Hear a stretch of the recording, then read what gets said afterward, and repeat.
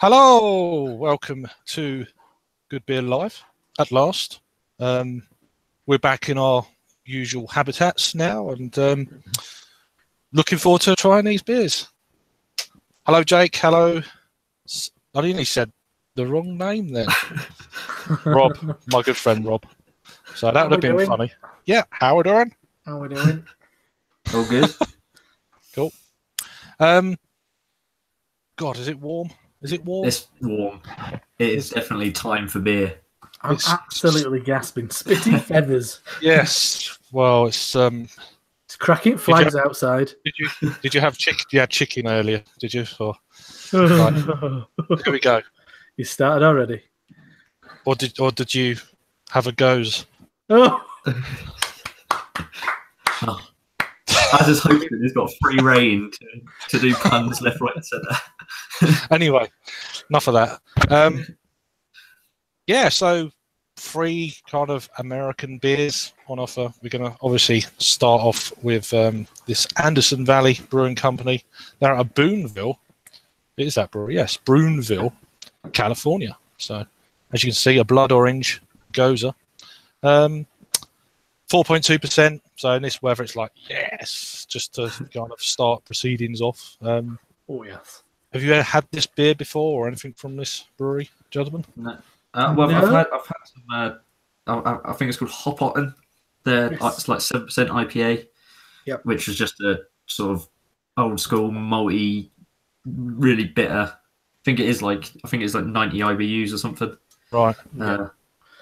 Yeah, it's that kind of old school crystal malt kind of like IPA.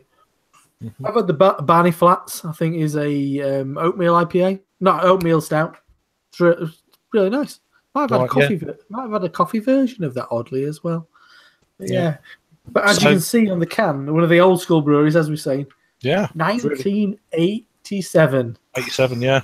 It's older than Jake. Yeah, I was a glint in my father's eye at that point. Yeah, Boxing Day no less as well. They must have got beard up or whatever and thought, yeah, let's do this, and then actually went and done it. What, Jake's parents? Well, that's right. How did you know? Then that's it. That's the story of how I was born. It's a legend. It's legendary. It's what you can find on social media these days. It's the Jake Overton Reddit group. Yeah. Oh, nice kind of fizz. Yeah. God, pin sharp. It looks very appetizing. Yeah. Pin sharp, very decent. Clear. Yeah. Decent carbonation and all that. Yeah, my head went pretty damn quick actually. I don't know about yours. Don't know if it was just a slow pour, but mine's sticking around. Oh, my dirty glass. Mine's show myself up. No, mine's got as well. It looks like cider in the glass. That kind of look to it. Yeah, I mean it's cider edging toward. Maybe like you sometimes get slightly orangey ciders, but for me it's kind of it's heading towards Iron Brew territory. Yeah. So get an aroma then, I suppose, and let's go for it. See what we can pick out. Oh man, I'm not picking up too much blood orange. It does just smell like a straightforward Gose to me. Yeah, see, I do get a lot of orange peel. I get a lot of pith. I suppose with blood orange, I tend to think of like the juicier side, but it is like a lot of lemon for me. Yeah, lemon. There is a little bit of that. I'm getting a slight kind of saltiness or sea air, if you like. Yeah, that kind of saline kind of thing going on. Yeah, I definitely get that. I get something which is slightly kind of apricot jam-like. I mean, I had a beer the other day which was had hibiscus in it, and I often get that kind of slightly that jammy note in hibiscus, but I do get a little bit of that. Maybe a bit more kind of fresh grapefruit. I mean, freshly sliced open grapefruit. It smells nice though. Yeah, does smell very like citric acid, like quite acidic on the nose. It smells quaffable. Yeah. Salivating. Yeah, me too. Go for it. Cheers. Cheers. Oh yeah. I think I'm going to finish this entire glass in one go. Brim. That's only a third. It just goes as well, doesn't it? It goes. Oh yes. That was an unintentional one, but yeah, it does, and you just want, and you could just neck it because it as soon as you sit there, it just sort of like disintegrates. I mean, it's I'm getting more of that blood orange on the taste than the aroma. Yeah. It's not actually as acidic as I thought it was going to be. I think there's a big initial sort of pang, and then it just all goes. It's quite a. I'd call this almost an introductory beer to the style. It's not too overpowering if you're not used to the style. I mean, I prefer this style now. I'm not getting a lot of that kind of. Do you know what I mean? That slight kind of tartness. It doesn't make your face scrunch up or. No, there's nothing like that going on. But it's just super easy drinking, really. So. Oh, it's ridiculously easy drinking. Yeah, I'm getting a slight sort of like cidery green apple type thing with it as well. Like, yeah, there's that apple core kind of.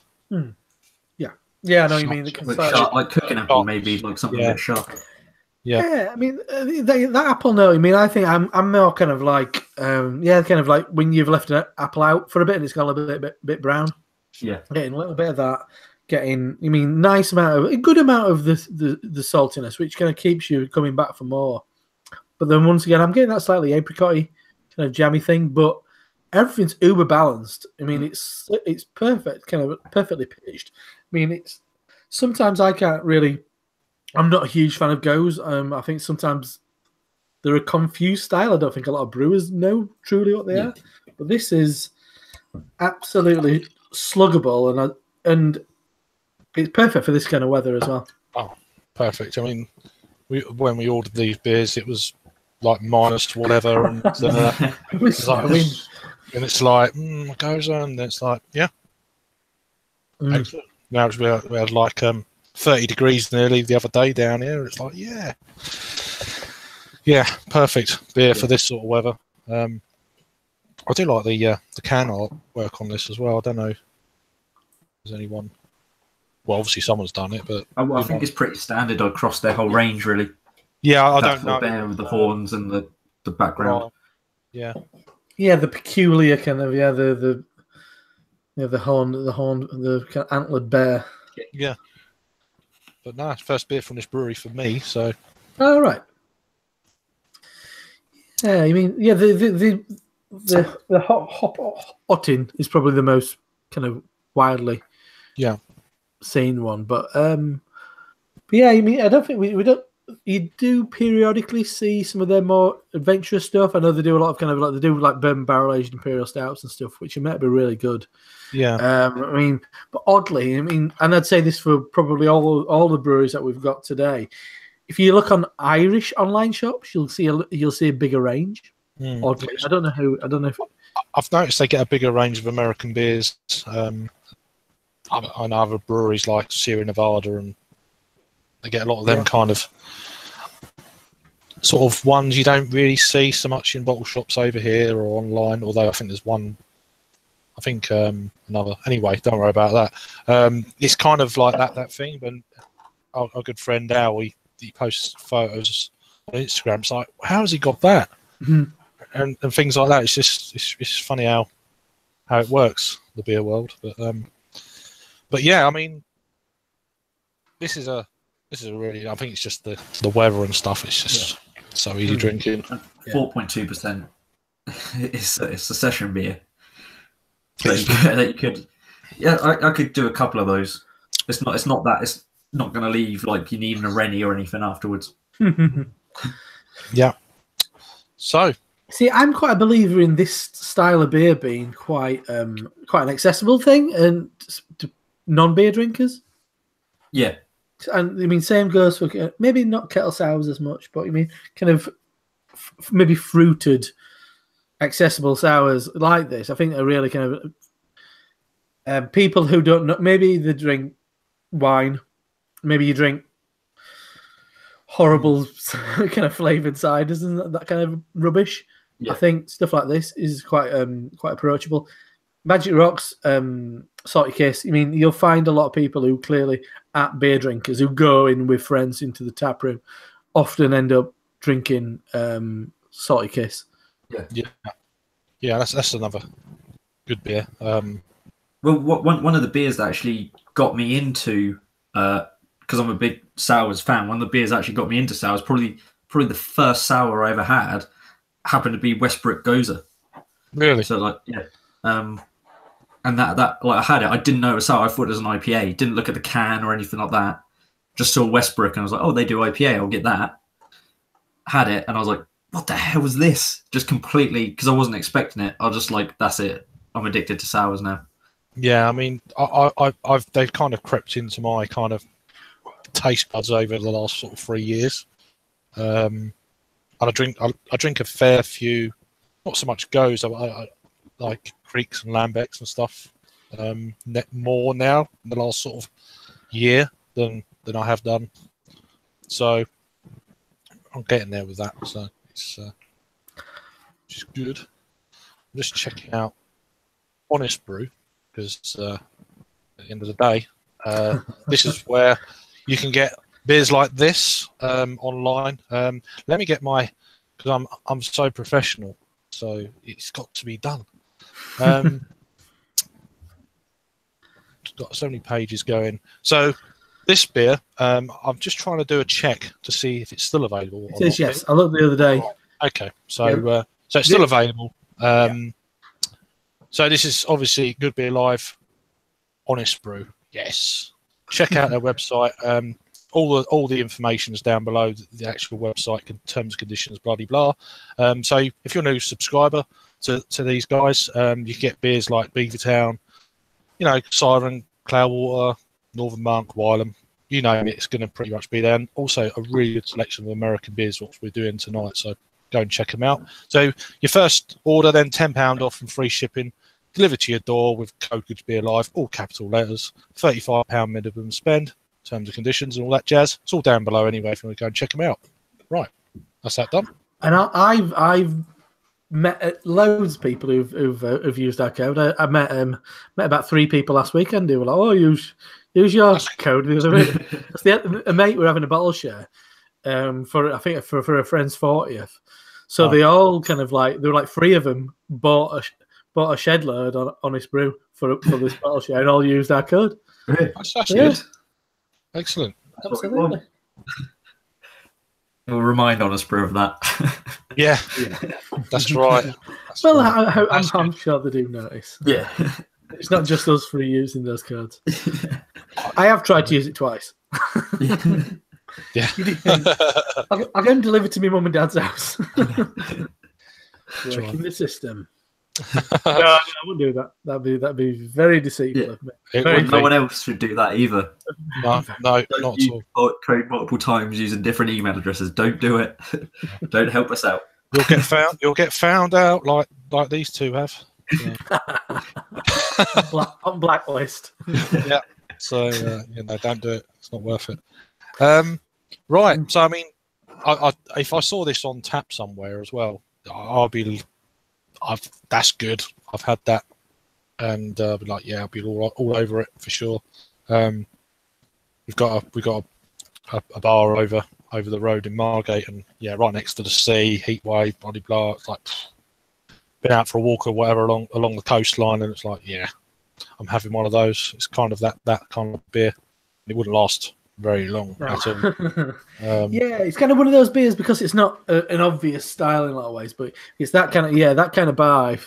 I think it'd grab people's eyes and there'd be a lot of like, oh, so what's that then? Look, if you have a taste, and they'd be like, oh, that's fantastic. I mean, it's one of those things. I think it's a bit of a word of mouth beer. That was people like, it gets around. It's when you see kind of beer festivals when there's like a cider thing. I remember there being like a blueberry cider. And there were just people walking around with like pints of blue drink. And then like, jeez. Everybody's like, where's the blue drink? Yeah. But no, that's impressive. I really do like that. That's good. I mean, especially that this bar is right near the coast. It's just got you breathe in all that sea and then you go and have one of those. It's kind of like, that works. So, next up, who wants to introduce this one?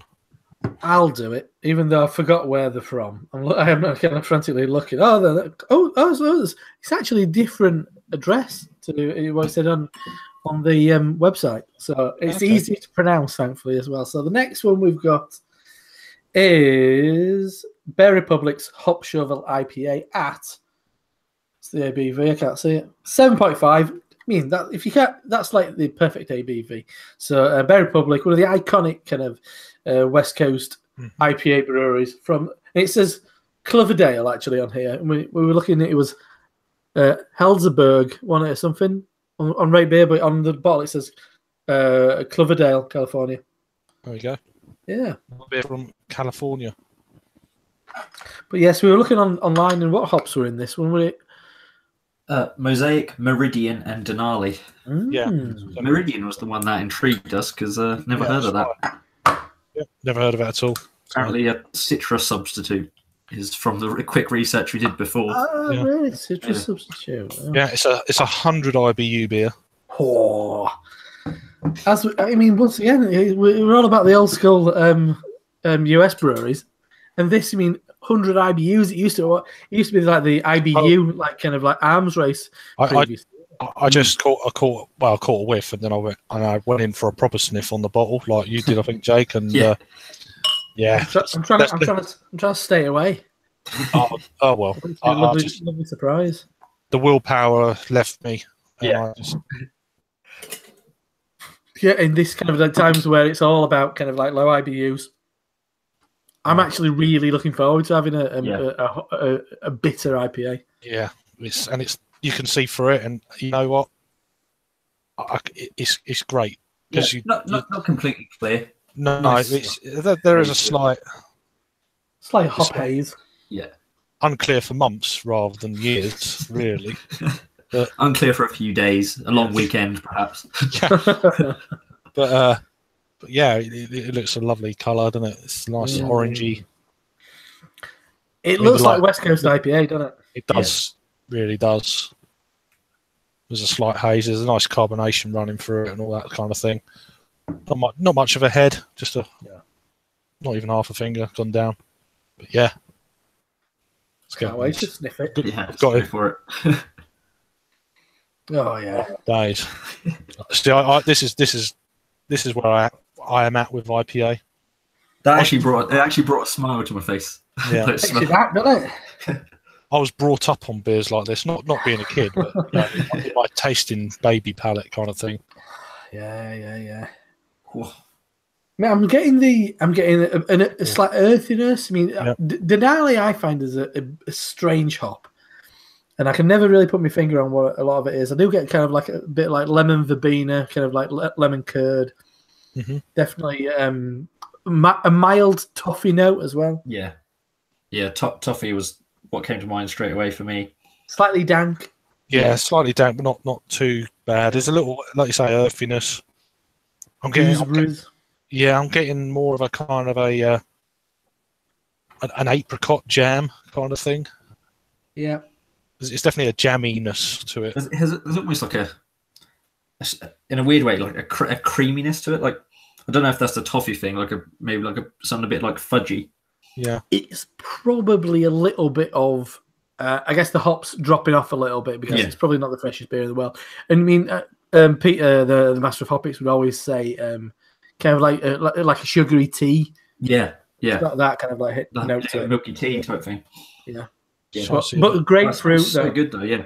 Yeah, grapefruit. Yeah, the usual kind of suspects usually. But slightly menthol. There is, I'm picking that kind of menthol thing up, only very slightly, but yeah. I think that sort of like menthol characteristic almost makes it smell bitter. You almost breathe it in and it sort of like stings a little bit. Stings stings the nostrils. The bitter senses in the nostril. Yeah. Yeah, science. Let's go for a taste. Absolutely. Cheers. Oh yeah. Oh yeah. Got us held up as well, isn't it? Really? Yeah, that's wonderful. It's like, for me, it's like biting into like fleshy grapefruit. Yeah. I love that real nice bready malt that bitterness isn't raging, is it? It is actually quite well balanced. Oh, yeah. It's not like over the top or anything. No, it's not. It's not. I mean, considering just what we come from the beer we just had before to this. Yeah. That's really nice. It's that's like good. Sticky, but like nice and dry. Yeah. But yeah, like say grapefruit with like a bit of sugar on it, maybe. Oh, that's good. Yeah, I guess it's beers like this is why I love IPAs. Yeah, because that's of what beers like that taste like this. I mean, I know maybe we've got. I mean, I love all the juice, but at the end of the day, I want a beer to taste like a beer because that's why we're drinking it. I'm not drinking it because it's going to get me drunk. I'm drinking it because I like the flavour of well-made hoppy beer. Yeah. And sometimes you get drunk doing it. Yes, exactly. The side effects rather than the main. I think it's just more of a tiredness thing, really. Yeah. But yeah. Yeah, I'm a little bit tired. I'm going to rest my eyes. Yeah, I'm going to drink beer at the same time. On the pavement. Yeah. It's just, yeah. But no, it's, do that sober. But no, it's kind of, like you said, what this is the beer, or this kind of style of IPA, if you like, the old school West Coast. I don't know if I've had many that have actually been proper. I think I have, but I'm not been to America before. Would you say, Rob, that this is a perfect example of a West Coast rather than? I think it's very much characteristic of a West Coast IPA. I mean, it's like what nowadays is. I guess the archetype. I think what people hold up as a West Coast IPA these days is probably Pliny. Yeah. It's balanced. It's very balanced. It's really well crafted. It's crisp. It's got an assertive bitterness, but it's got plenty of hop aroma and hop flavor. I mean, I think that's the thing that maybe we're losing a little bit. And this is a bit of a realization I've had in the last 2 weeks. That as much as I love all the juice, I want this. I want hop bitterness keeps you coming back for more, and that's why your average cask ale in this country is quite bitter because it's quite Moorish in a lot of ways as bitterness, and that's what it's not punishing that at all. It's 100 IBUs, which is at the top end of what we can register. Yeah, but it's not hard work at all because it is so well crafted and beautifully balanced. But I mean, for me, and as it happens, Bear Republic. I mean, my archetype of West Coast IPA is Racer 5. And I've not had it for a couple of years, but I love that beer, and that was a real kind of like game changer for me. Once again, perfect balance. I mean, I've got real kind of fond memories of having it in a bunch of places. I remember the Rake in London, getting it in and being a real buzz that they had it on draft and people traveling from all over to drink it. I mean, I don't think that really happens anymore. Maybe if a bar in London got some Trillium or Treehouse on, people would. I'm sure that will happen sooner or later. I mean, it's happening at brewery tap takeovers now. I'm sure it happened in a bar sooner or later in a major city in the UK. But what about yourself, Jake? Do you think about this? Yeah, it's hard. Yeah, like you said, it's got all the. It's hitting every point that you have in your head about a West Coast IPA. Yeah, it's faultless in that respect. It's which is an achievement for a brewery, I think. To it's not necessarily going to rock your world when you have it. You're not going to go, this is the most amazing beer, but to have no bits where you can nitpick it, I think is great. And I think in a weird way, we're almost coming like full circle now, where breweries are realizing that again, and they're trying to get like more consistent with stuff. Like when the juice craze first came to our shores, everyone was going over the top, stupid. But I think it's sort of slowly coming back to, you get a lot of like East and West Coast hybrids now, and I think balance is coming back into it again, which I think is great. Like, because that's what you want.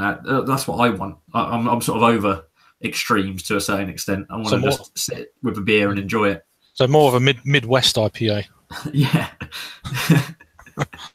But no, it's I just really think that I think I've noticed that more in the last sort of 4 or 5 months, something like that. That it's just gone from starting off with beers like this for myself probably about 5 years ago to in the quite recent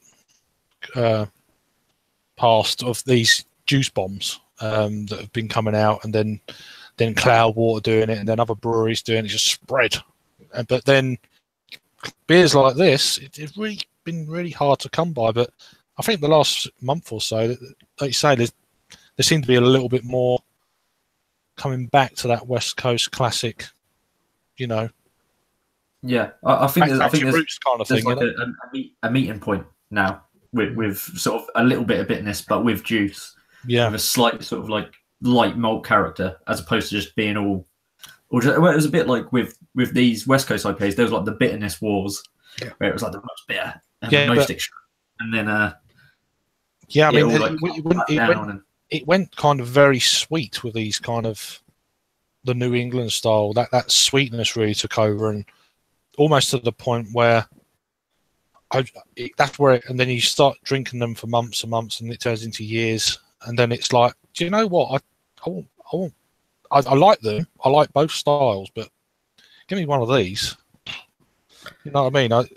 I could drink probably more of this kind of West Coast style than the haze bombs, because they could be a little bit too much for me personally.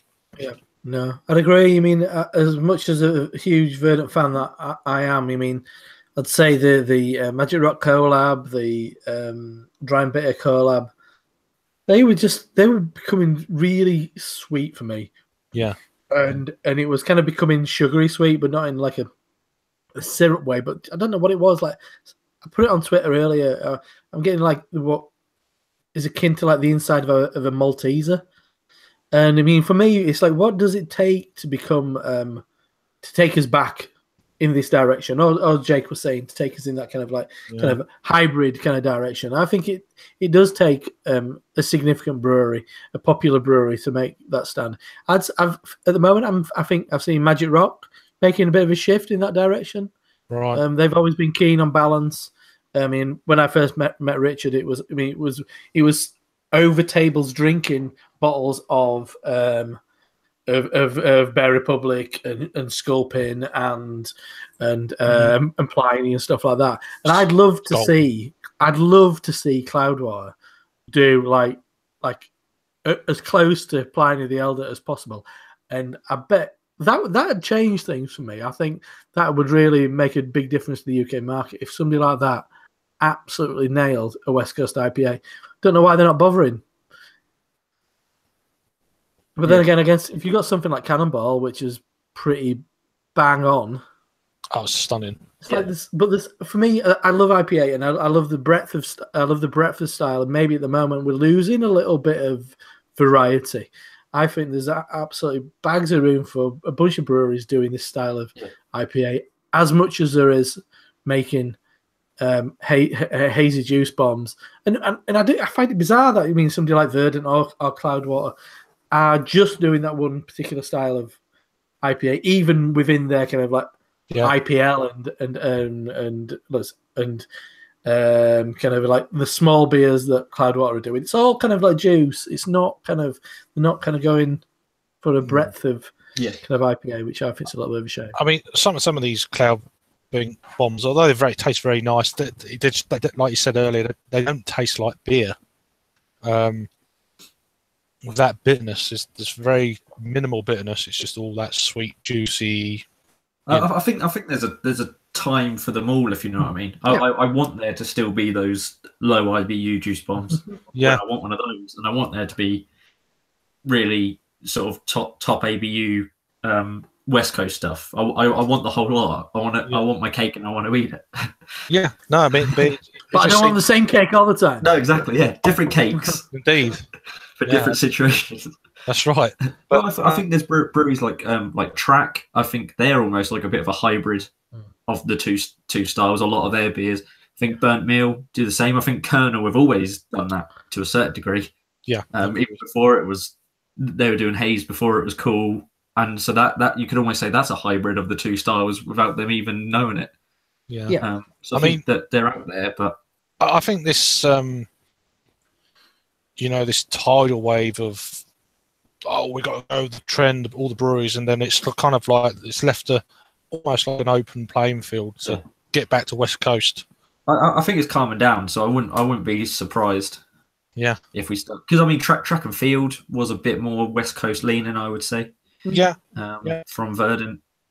Yeah, it wasn't, and it was a lot more malt forward compared to their other beers. Mm-hmm. Still absolutely juicy and like hop forward, but more malty than their previous stuff. Yeah. So I think slowly but surely we'll start getting the bitterness back. Well, when Verdant invite me down for that collab brew, that I know they're waiting for the right time to invite me. I know. You're more or less a shareholder now. I know. I don't want to push him on it, but I know. Don't want to break any preempt anything. No NDAs. It's probably going to happen. I'll do as close to Pliny as possible. I'm looking forward to when they open their seafood bar restaurant thing. But when I spoke to them, they wasn't sure how long or when it was going to be exactly. As long as it's open by next summer, I'll be fine. Yeah, I've got a shitload of cans, and I've got about 8 Verdant cans. I got at Chippy. I've got my own up here. I know. Done. With the weather at the moment, I think it might just be the same as Cornwall. yeah. I mean, it's crazy for this time of year, but I'll put a sign up outside Chippy and Shipley Town Centre. Chipley. Get down there when we get with me tinnies, and I'll eat in, obviously. Yeah, you pour it and they go, "Oh, there's something wrong with your beer." Yeah, it's so cloudy. No, this beer is available. If you're wondering, it's still available on Honest Brew. So, as I've said before, all the information's down below the video you're watching. It's in stock. So that's because they had Racer 5 and that, but I think we've all had it. Yeah. No. Oh, you haven't had it? I haven't, but it's there's plenty of beers to drink in. But I think it was cool to try something a bit different from them. No, that's again, this is my first beer from this brewery. Oh, right, okay, Jake, you what else have you had? What else do they do? I can't remember now. I've had a few. I'm gonna have to have a look. But yeah, I've had Racer 5. Hop Rod Rye. That's a kind of like one of the core range, I think. Yeah. Red Rocket. Red Rocket. I've had. So that's another core ranger. They've got the Stout in as well, which is really damn good. I mean, it's a beer that is massively overlooked. That is it, Black Bear. I don't know what beers. Obviously, like you said, Red Racer, Red Racer 5. I'm just going through the Untapped. Yeah. When I were in San Diego, no, in San Francisco, I had a bottle of. I think it was Apex. When I was on, that was like a big bottle of that. Sadly, it was a bit past its best. I remember being quite excited about that. 8.25%. That's another 100 IBU beer. Yeah. I've had Cafe Racer. Yeah, that's at a tasting. That's on Honest Brew at the moment. 9.75%. That one. I remember that being just a massively bitter malt bomb, knock your face off. That's another 100 IBU beer. Wow. Yeah. My most fond memory of Bear Republic beer obviously is Racer 5, but when we were on holiday in San Diego, we made the effort to go out to this restaurant, which took us forever to get to be honest. Lots of walking in the punishing kind of like 30-degree kind of sun in San Diego. And it was a little bit out of town. It was this kind of little outdoor restaurant called Canitas, which essentially they specialised in pork. And so it was like a partially covered yard with benches, and it was just like a little roadside kind of window just off a kind of freeway. And they had a bunch of beers, to be honest. But obviously one of the ones that they had on there was Racer 5, so it's like I'm in San Diego. I'm going to drink fucking Racer 5. And no glass, from drinking out of the bottle, blazing hot sun, eating some of the most incredible pork I've ever had in my entire life. You mean? So forever will I always kind of view Bear Republic in a very fond sense. That does sound good, and it also made me very hungry. Mate, I'm telling you, it's good enough reason to go to San Diego with that place. I want to go now. That sounds amazing. I'll get out there one day, but yeah,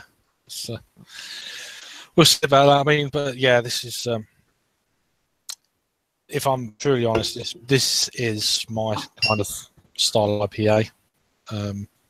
As much as I like, as I've already said, this new craze that's going on, the New England style, I do like this.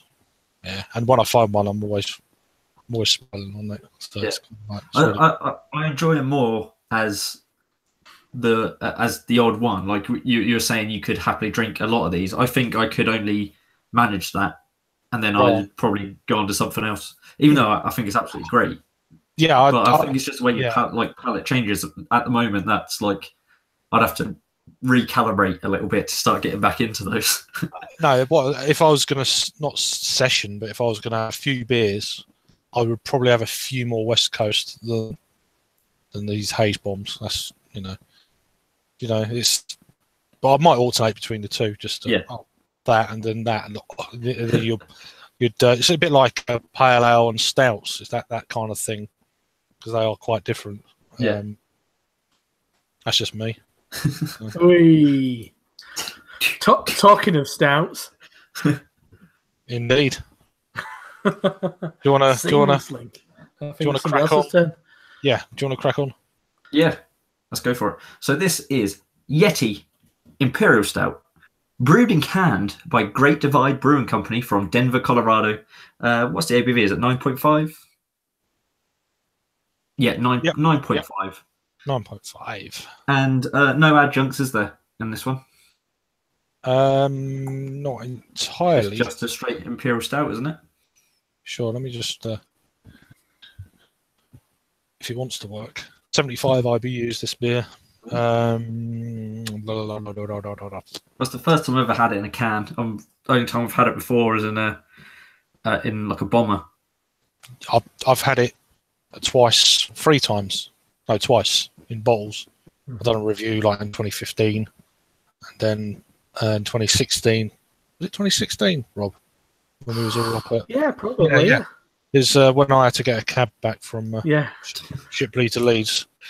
Your local bottle shop. Cost me about 50 bottles, didn't you? When I went back home, I had about 60 cans and about 40 bottles, and I got rid of a load of clothes, kind of thing, to make room for the beer. I think it's that kind of thing. But no, you had was it a 2013 bottle we had in 2016 or? Oh no, way older than that. It was like it was 2009, I think, or something like that. Really? So we had like an 8-year-old bottle of beer. It was absolutely banging as well, and we've been on it all day as well. Was that the day we did the beer festival in Saltaire, down at Saltaire Brewery? Yeah, it was that day. Yeah, the Saturday. Yeah, the Saturday afternoon, and we had a few beers that day, and I can still remember that even now, and that was 2 years ago. Yeah, we were about 10:30 after about. Oh, it was after the last 11 hours of drinking. It was after the last train. I know that. So, but yeah, it was memorable. So let's can version. I've never had a can. Have you had a can before? No, I've had multiple versions of it. I'm sure we'll regale those fun memories. My can was canned on the Boxing Day 2017. Yeah. Good day. A lot of things happen on Boxing Day. It seems to be. It's like apparently I was conceived on Boxing Day. Well, that was like an absolute treat. The day after Jesus. It's common knowledge. Oh my goodness, that is thick. Yeah. That looks like perfect. I'm sorry about that. Whilst you're pouring, we've got a couple of comments from okay, go from the Beer Patrol. Indeed. That is formerly known as Average Joe. Alert. So finally catching one of these live, albeit a bit later. It's all about. This is all in caps as well. It's all about the American Pie. Baby Dahlia Jezebel. Sorry, Dusty Rhodes impressions just randomly pops in at times. Indeed. That's what he wrote, not just me. It also says, love some Yeti.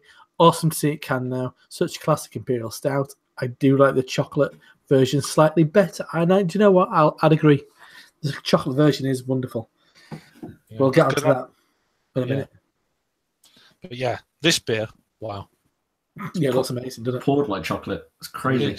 It's just it looks kind of thick and loopy, that kind of thing. I mean, the head on mine is just crazy. It's like solid. Could like chip away at it. It's on mine. It's got like a dark ring around it. Yeah.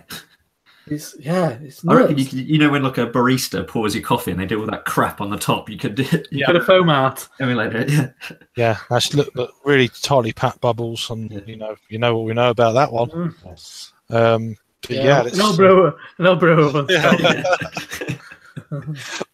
But no, I mean, it just looks cracking. It's jet black, and I'm trying not to smell it, but it's absolutely raging. I am purposely going like, not smelling it, not smelling it. It smells incredible from here. I took this out of the fridge about, what's the time now? Yeah, it's been out over an hour now, so yeah, it's up to room temperature kind of thing. But yeah, for a sniff, shall we? Indeed, just get this nose in here. Whoa. Wow. Lovely. Oh, that smells wonderful. First thing, I can smell the texture of this beer. It's that kind of aroma, you know. Dark chocolate. Yeah, massively. Almost getting like the liqueurs you get at Christmas. Yeah. Even though this isn't like bourbon barrel age, it's just giving me that little bit of like booziness, but in the very best way. Have you not had this before at all, Jake? Or yeah, I've had it. I've right. had it a couple of years ago, just in the big bombers. But right, you did say yeah. Haven't reviewed it or anything. That was just out of tasting. I mean, when I first tried this beer, I was just getting my head around drinking bigger ABV beers because for a while they scared the hell out of me. Because but 9.5 is the session stout. Yeah, indeed. But a few 3 years ago, I'll be like, oh, this is a big beer. Will I survive it? That kind of thing. And yeah, even then, with a palate that wasn't used to these, or getting a bit of burn kind of thing. Yeah. That kind of thing. And when I first, anyway, that's back then. This is now. It smells creamy, like velvety, smooth, kind of. That chocolate. It's a lot of chocolate. I'm not getting like coffee particularly on this sort of one. It is nice sort of dark chocolate, like rich dark chocolate. Yeah, molasses. One thing, and I will give the doff of the cap to Paul from PA Brew News. That it's got the husk of a walnut. I think I watched one of Paul's videos yesterday. Yeah, husk. I saw that one. Yeah, walnut husk, and I definitely get that. Maybe mild kind of pipe tobacco as well. Yeah, it smells a little bit thin, as Paul would say. Oh, get the fuck. It doesn't. It doesn't. That's what he says though. Yeah. It does have a certain kind of minerality. I mean, I'm not saying salty like the first beer, but it does have a kind of, maybe that's the nuttiness, maybe. Yeah. I'm getting a little bit of kind of, I'm getting a little bit of that slightly, not burnt, but a roasty kind of malt thing going on. Obviously it's roasted malt, but it's a little bit, you know what I mean? It smells incredible. Almost like a carbony, like burnt toast type thing almost. Yeah. I think, It smells divine. It's absolutely wonderful. I mean, I think that's one of the bonuses of doing these shows on a Friday, because it's just like you really want to drink beer. Yeah. So it's like, it smells divine, and also it happens to be good beer, which is even better. Yeah, and we're live. Oh. I can't wait. Shall we? Yeah, let's go for it. Cheers. Cheers. Damn. Down.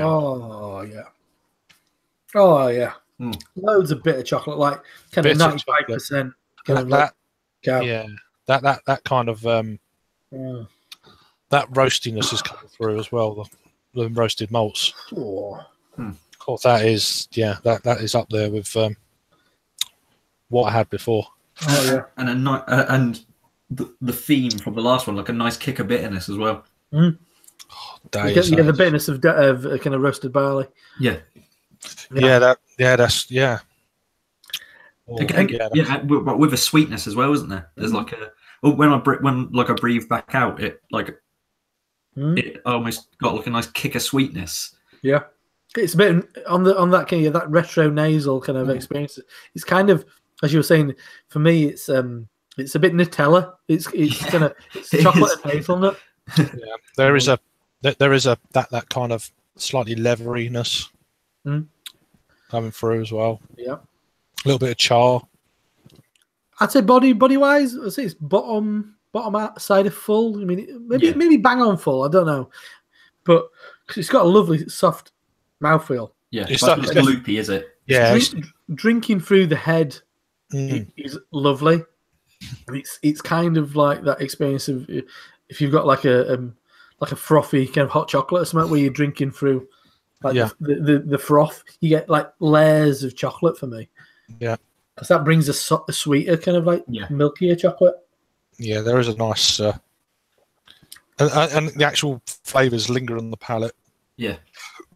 Excuse me. I'd say the only downside for me for this one, I can't remember it always being like this, but like it is slightly too thin for how I was expecting it. When you're pouring it, you have these expectations.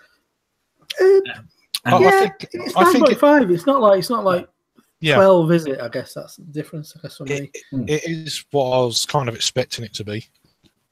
Flavour wise, from memory, it's a fantastic beer that. Now in cans. And I think maybe the mouthfeel makes up for the body in a lot of ways because the mouthfeel is really soft, creamy. I guess this is one of the things that I personally kind of get a little bit lost on. Where it's like where does mouthfeel, where does body end and mouthfeel? Yeah, I always confuse the two terms. Between body and mouthfeel sometimes, like it's sort of like a blur the lines. Well, that's it. I mean, but how something feels in your mouth is with the body. Calm down. But then body's to do with viscosity. Yeah. And mouthfeel to do with is it slick? Is it creamy? Is it crisp? Is it? It's those things. Yeah. But body's more to the viscosity. That'd be my. No, this is. I'm getting a little bit more coffee coming through now. Yeah, I'm not getting like too much coffee. I'm just getting all like overwhelming, like dark chocolate. Like. It's not a lot, but I am picking up. Just a milky coffee, like a milky coffee, yeah. But it's not milky, but it's very subtle. That's what I'm getting at. But it's definitely there. You can get certain coffees. I mean, for me, I'm not a coffee drinker, but I like to try coffees. But you can get stuff where has a slight tobacco edge, slight kind of like earthiness, and I definitely get that kind of more earthy. Yeah. Often, it's a bit of a leap of faith, this one, but kind of a bit more kind of Ethiopian. I often get Ethiopian coffee. Yeah, you get a bit more of that kind of burntness. And we just had another comment from the Beer Patrol. Yeah. I'll see that. This is body for me equals viscosity of the beer. Mouthfeel equals carbonation and texture. Slick, oily, creamy, smooth, soft, etc. I'm probably wrong. That's how I feel about it. I completely agree, Joe. That's exactly. I completely agree. You're probably wrong.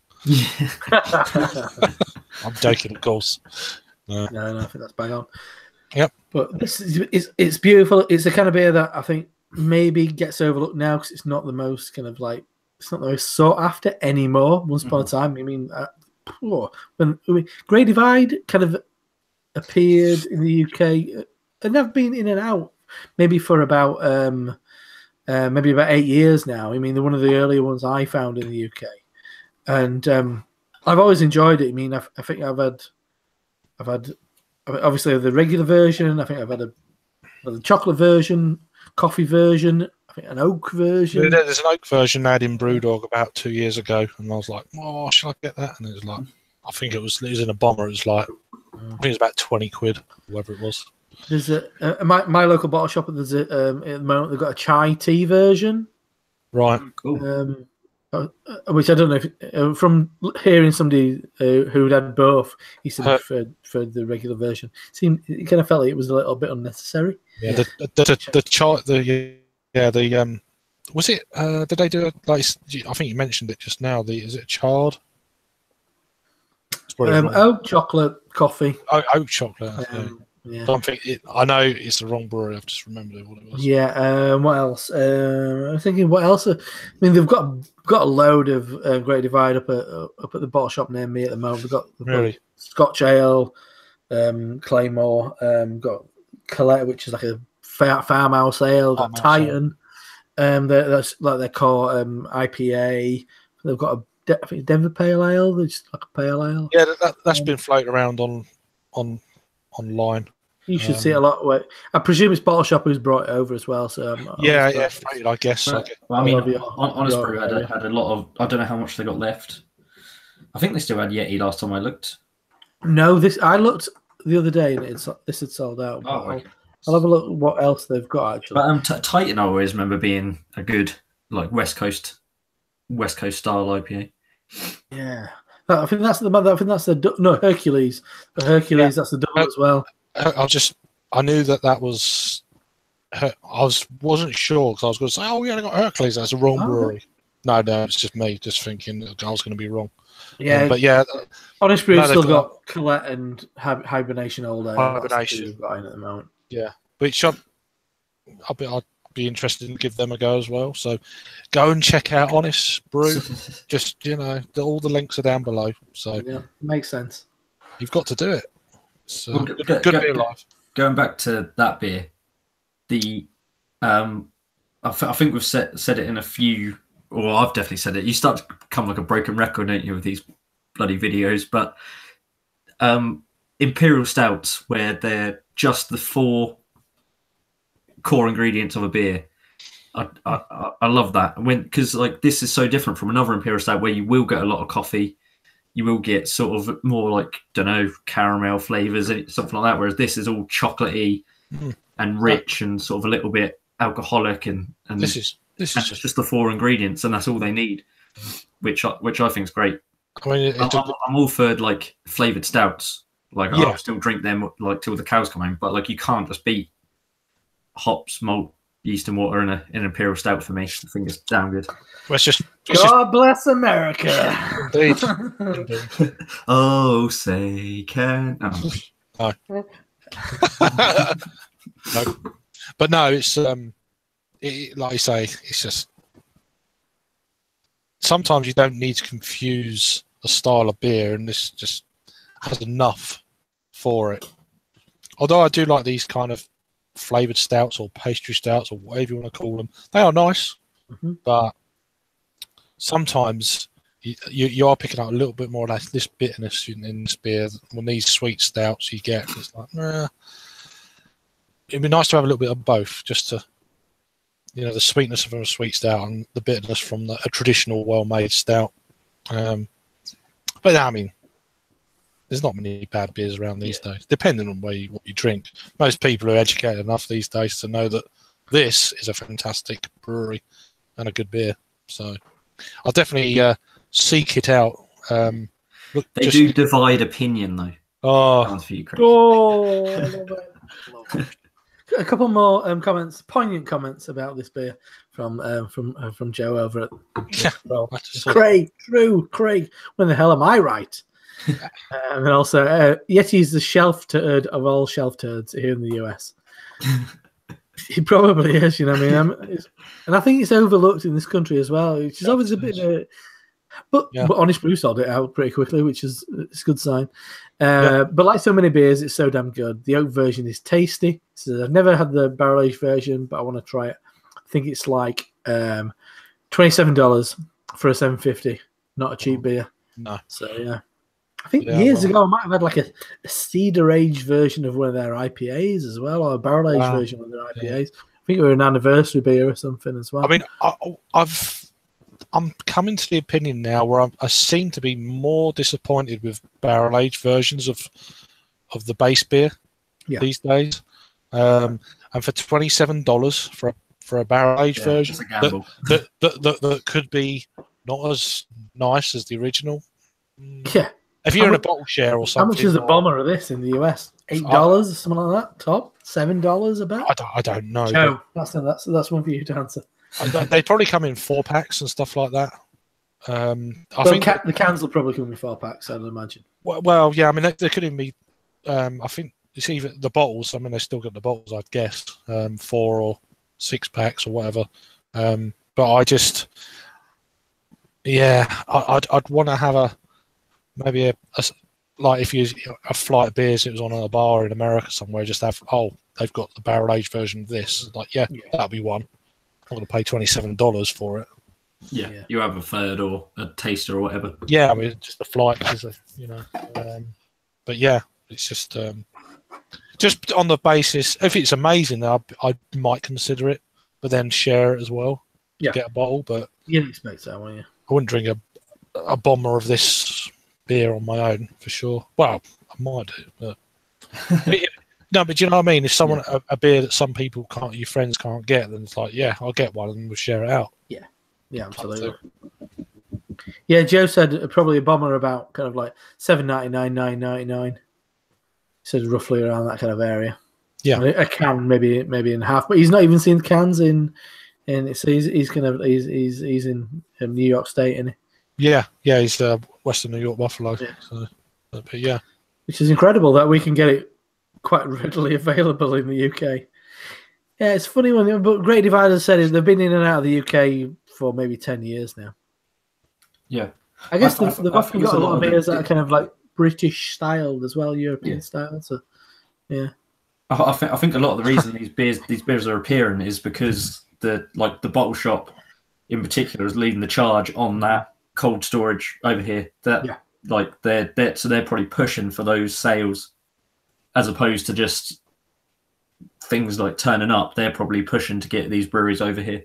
Yeah. Which is probably why we're getting this influx at the moment because their whole thing is cold chain from when it leaves the brewery to when it gets to their warehouse. Yeah, absolutely. So we are seriously getting sport for choice with overseas beers now. It's like, wow. I mean, we got some fantastic breweries here, but sometimes it's like, I think I'm on the side of that. I think we've got so much British stuff. I think the overseas stuff gets overlooked now. Yeah, especially and a beer like this, which is even for an import, pretty well priced. I think it was retailing on Honest Brew for about like £7-8 or something like that, which isn't bad for an imported 9.5% Imperial Stout. In comparison, if you'd have bought a British brewed version of this, you're probably looking at £10-12 for a can of it. But and there's not many of them happening, and I don't think there's many British brewed Imperial Stouts of this quality. No. I've got to say. And I don't know. I mean, I couldn't name one off the top of my head right now. Would you not many. class this as an American stout? Absolutely. This is archetypal. When I think of American Imperial Stout, this is what I think of. I think of chocolate and coffee. I know we haven't got that much of that coffee, but it's that charred coffee chocolate thing, and that's with a certain dryness, good amount of body. That's exactly what I think. Good amount of bitterness as well. I think it's not. It's sweetness, but it's backed up with that nice bitter bite. And it's just something about the mouthfeel, the smoothness of it. It's just slick. It's just like, it's just, there's not many stouts that I've, perhaps maybe none, that have tasted like this. It's really good beer. It's good damn stuff. I'm excited to finish the Gose later. I have to say, I'm still quite parched. It's just I'm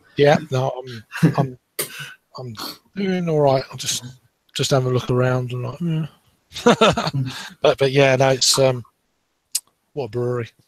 What a brewery. It's I can't think if I've had a few beers from this brewery.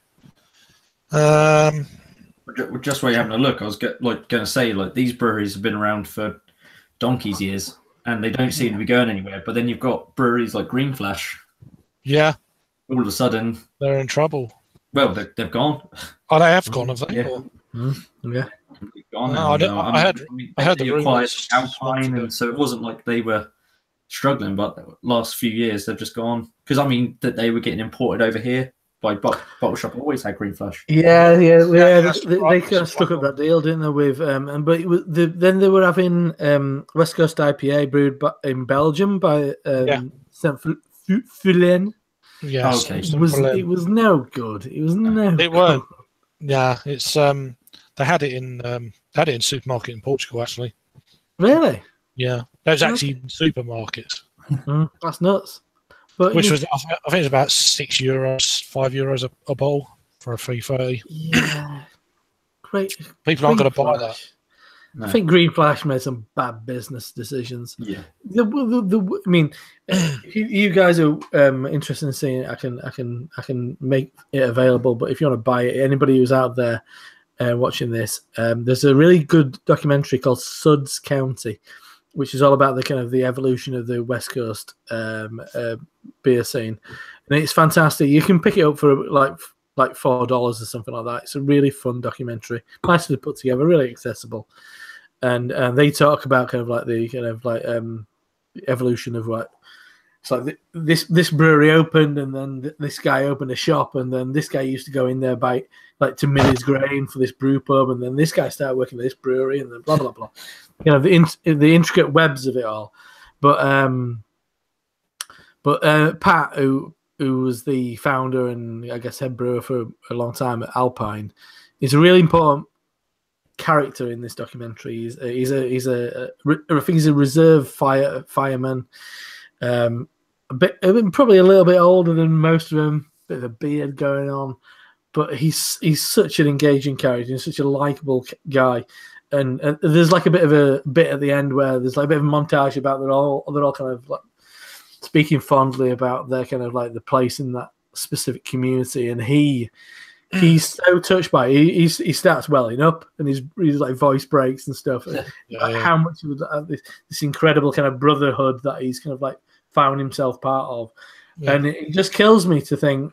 I mean, when I went to San Diego, which is like wow, like 5-6 years ago now, probably 6 years ago now, and that they were such an important brewery when I went over there. Well, like I had the decision to make: do I go to Alpine or do I go to entire San Marcos? It would either go to like 6 breweries or go to one, and it was like not sure. I didn't go in the end, but one of the breweries I wanted to get and what really wanted to drink when I was in San Diego was Alpine, and and they were at the forefront of IPA. I mean, when I went, it was like pure hoppiness and all that business. Chris Stout's Hoppy Birthday, and those beers, and how they were kind of like watered down by Green Flash is maybe a little bit symptomatic of how it all kind of went to shit, really.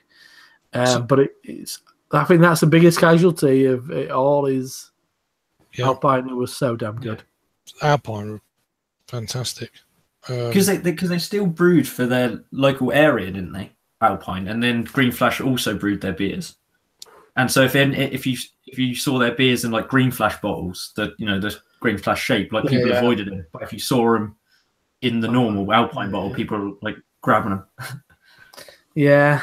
It was really sad. Yeah, it was really sad. Just sad. I love Alpine beers. Everyone I've had was pretty banging. But they were probably the Green Flash brew versions as well. Whatever it was, it's still good. They were good. Think about that, but like 4 times better. Yeah, on that subject, Joe's just chimed in. Says, seriously, out of all the US breweries that expanded, Green Flash never made sense to me. Their stuff didn't move that quickly on the East Coast. Really, F themselves with that move, in my opinion. I completely agree. Yeah, they kind of. I think some breweries can make that that move to kind of to expand, like Lagunitas have, like Stone have, Nevada. Where have Green Flash ever approached to be taken over?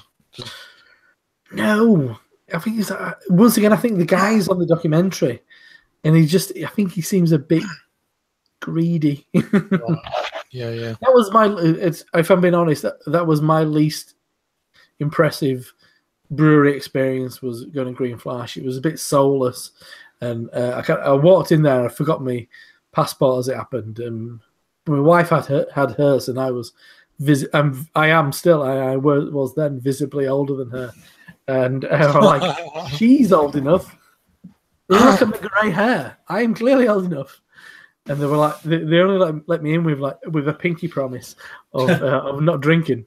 Obviously, that didn't go down, but I went in and it was just cavernous, and it was like void of personality. And then they had like a bit of a beer garden and like a guy selling pizzas, but it was just kind of AstroTurf on like a bit of the parking lot, and it was so soulless. It was just, which is a real shame for me, because going to San Diego and drinking Green Flash West Coast IPA, it would be a pinnacle, really. But I mean, for me, that was like thinking Rayon Vert was incredible. I remember that's a real shame. I heard they were in trouble. It must have happened in the last couple of weeks or so, I guess. I don't know. Yeah. Well, the news broke in the last couple of weeks. I think there was hope for a little bit, and then it was like, no, it's just shut. Yeah, I didn't hear that, but there you go. It's funny. I was just looking. I think I might have chucked them out, but I think Green Flash were like a quantity brewery. They wanted to shift like quantity, because even at like when I used to buy Green Flash from the bottle shop, they just had loads and loads of the 6-pack holders. Yeah, and no other brewery was like trying to shift their beer in England in 6-packs, because that's just not how we buy beer over here. Yeah, well, and I think that's so like they broke up the 6-packs and we're putting them on the shelf, and they used them as carriers. So if you got a mixed 6, it'd be in like a Green Flash carrier. Don't get me wrong, it makes some incredible beer. I mean, West Coast IPA on its day is stunning. The Imperial Stout was fantastic. Double Stout, cracking. Yeah. I mean, there's some really good beers. Rayon Vert, I think there's like 38th Street, I think it's called. 38th Street. I like that one. Some great beers, really good beers. Salt Style. The last one I would have. Oddly, sorry, they used to sell a load of the passion fruit beer, and then the sea salt lager. Passion fruit. Kicker. They used to sell bags of that. Yeah. No, it's there's good another beers, one. but maybe sea salt something or other. Yeah, sea salt, like a sea salt lager, I think. Yeah, something like that. I know that the bottle shop last year had tons of it. The last beer I had from them was it was their GFB, which was like their blonde ale, which I shared with you, Craig. Yeah, that's at the bottle shop in Canterbury, and that was just like an absolutely solid beer. It was nothing like crazy, but it was just was it a blonde ale or golden ale or something? It was a golden ale, I think. Yeah. But like just so well done. Yeah. It was good. We've done our little live review thing. We did, yeah. I was just going through the Alpine beers I've had.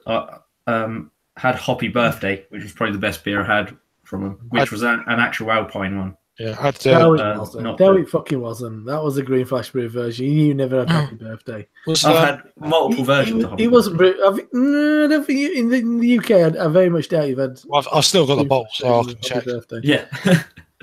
I don't think you did. I had a beer called Hoppy Birthday. Yeah, you will have had Happy Birthday, but it'll be in the Green Flash Brew version. Yeah, I always heard that was like a fucking beer that everybody went nuts for. In the I had the beer in the purple. That was a good beer. The beer in the purple. I remember it was Duet, was it? Yeah, Duet, the like blue, slightly blue one. Yeah, that was good. Yeah, that's good. Happy birthday, Hoppy memories of Duet. That was my favourite beer of my US trip. Was Duet in the Tornado in North Park in downtown San Diego. That was fucking amazing. That and I can't remember what else I had. Nelson. Oh yeah, Nelson in San Francisco at the what's the bottle shop called? City Beer Store. That was absolutely incredible. Yeah. But that's it. I guess this is like such a shame. Because Alpine was so good. I mean, Joe's just put here. He says not that many people had the actual Alpine beers. Oh, I definitely haven't. Yeah. But what the versions I had of them were really good for me. Mm.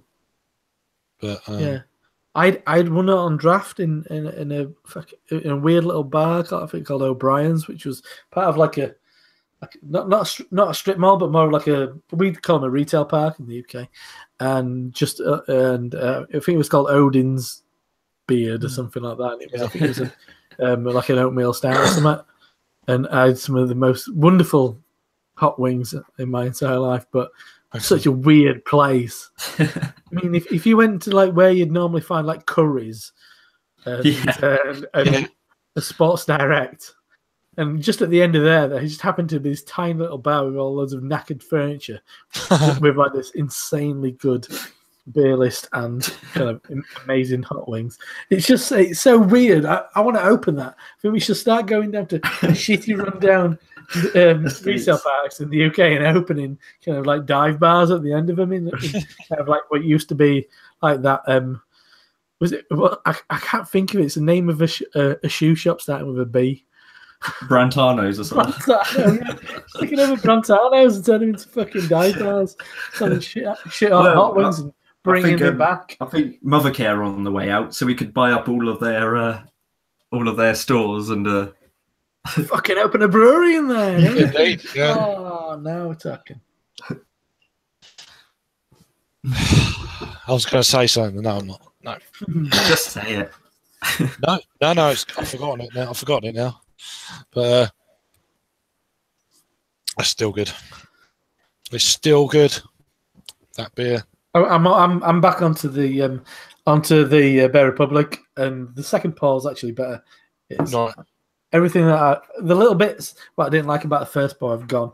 It's wonderful. Just go back to the comments once again. Yeah, there's a few there. So Joe says, I never had them, but so many people said they were great about 5+ years ago. I'm not sure about as memorable this day and age. Just like so many classics, Duet, Nelson, Happy Birthday, absolutely.